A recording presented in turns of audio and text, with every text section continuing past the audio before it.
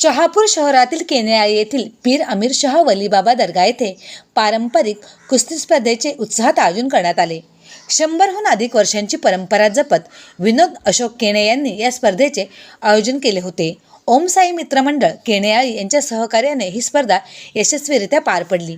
या कुस्ती स्पर्धेसाठी महाराष्ट्रातील विविध भागातून मोठ्या संख्येने कुस्तीपटूंनी सहभाग घेतला होता.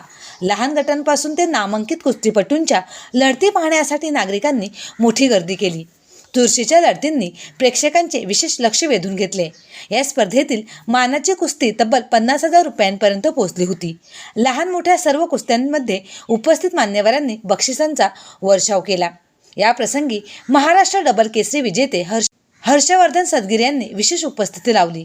तसेच कल्याण डोंबिवली महानगरपालिकेचे नगरसेवक महेश शेठ पाटील, सुजित तात्या पाटील, जगन शेठ पाटील, माजी आमदार पांडुरंग बरोरा, सुनील शिंदे, विवेक नार्वेकर, आकाश सावंत, डॉक्टर कामिनी सावंत, उपनगराध्यक्ष विजय भगत यांच्यासह अनेक मान्यवर यावेळी उपस्थित होते. या स्पर्धेमुळे शहापूर शहरातील पारंपरिक कुस्ती संस्कृतीला चालना मिळाली असून तरुणांमध्ये खेळाबद्दलची आवड अधिक वाढत असल्याचे चित्र यावेळी पाहायला मिळाले.